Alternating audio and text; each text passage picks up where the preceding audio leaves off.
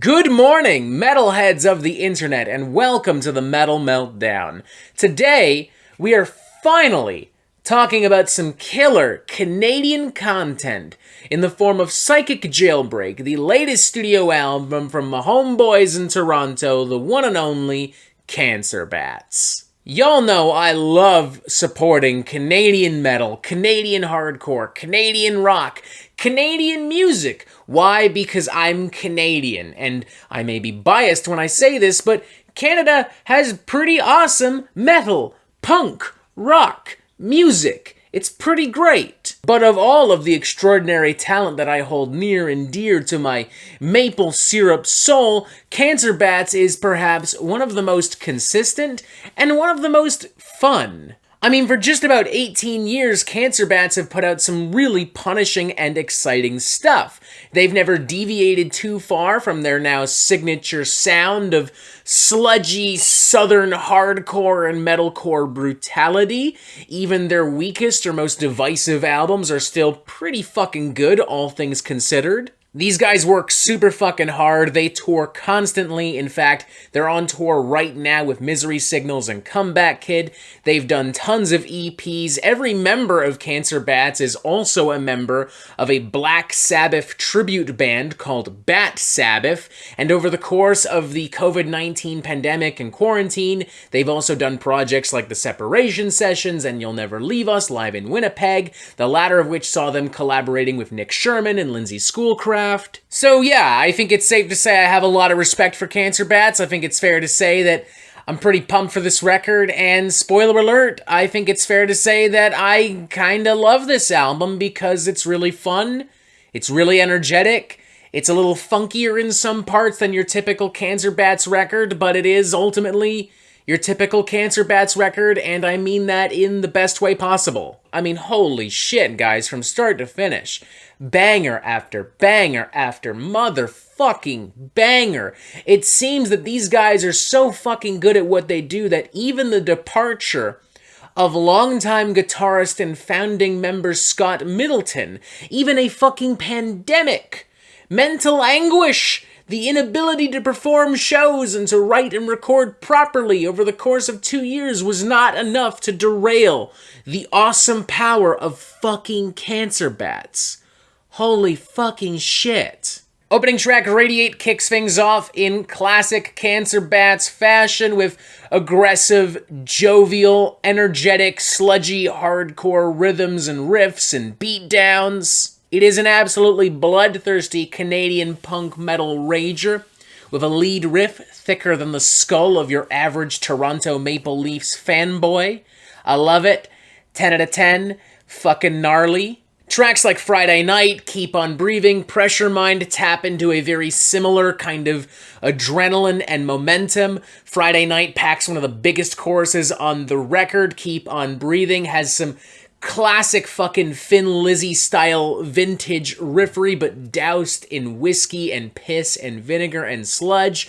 Pressure Mind feels like something that like High on Fire could have made if they got really into like classic punk and 90s hardcore. Meanwhile, Hammering On and Psychic Jailbreak lean heavier into some gnarly, doomy, sludgy, almost stoner metal kind of grooves and rhythms, the former of which clearly a byproduct of Cancer Bats' already well-established love of Black Sabbath, the latter of which quite possibly one of the best songs Cancer Bats have ever written. I mean, the riffs here are so sharp and crunchy. There's something weirdly kind of ominous about that chorus with Liam's intentionally somewhat monotonous hook and those slower, doomier, more menacing guitar passages looming in the background. The lyrics as well give this a distinctly Mastodon meets Sleep kind of vibe and feel and aesthetic.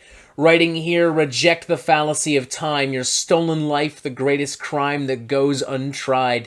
Death's shackles hung around your neck, brainwashed to feel decay. Going on to say, streamlined illusion, two worlds collide, interdimension internalize, rise against it, rejecting time, break past the watcher's eye.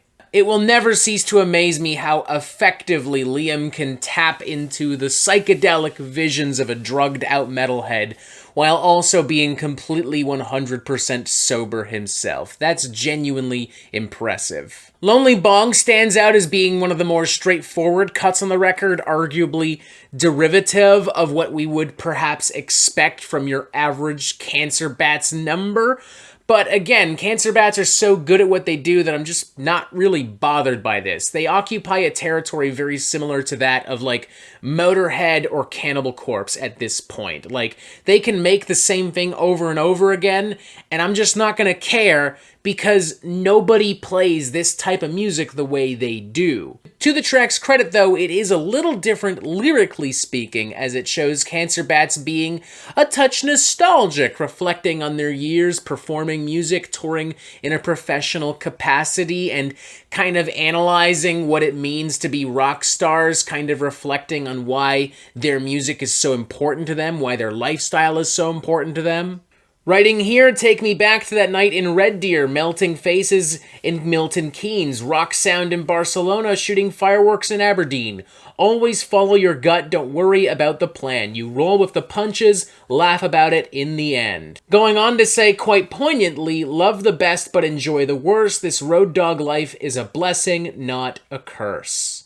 Everyone's doing a great job on this record. Everyone sounds great. The production is fantastic. It's so crispy and greasy and gnarly, but also very punchy and dynamic and transparent. Like, as messy as everything gets, you can still hear everything quite clearly. Mad props in particular must be given to Jay Schwarzer pulling double duty with bass and lead guitar on this record.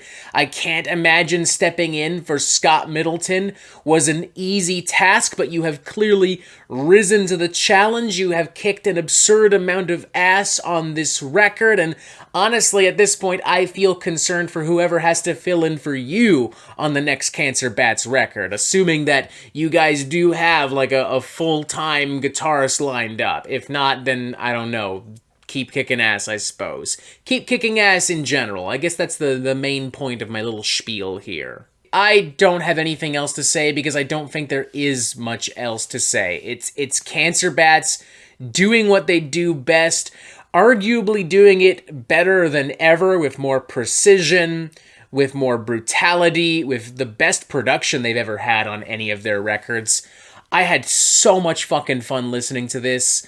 I would honestly give this a 4.5 out of 5. I think it's a fucking incredible record and maybe one of the best albums of 2022 so far. This is some of the most fun I've had with any record in 2022. I'm not even talking about metal or rock specifically. I'm talking in general.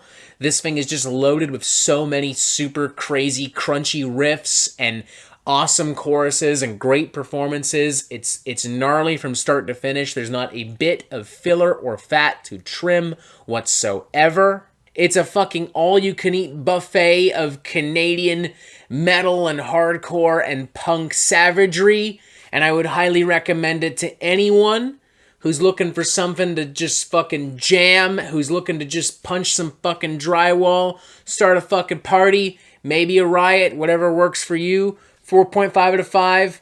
Seriously, it's a fucking incredible record. I love it, no joke. And that is it for the Metal Meltdown. I'm not an expert, nor do I claim to be. So what do you think? Do you like this record? Do you not like this record? And what do you want to hear from me next? And thank you for watching. Make sure you press subscribe right here so you get updates on the Metal Meltdown fucking immediately. And as always, you have yourself a fantastic fucking day.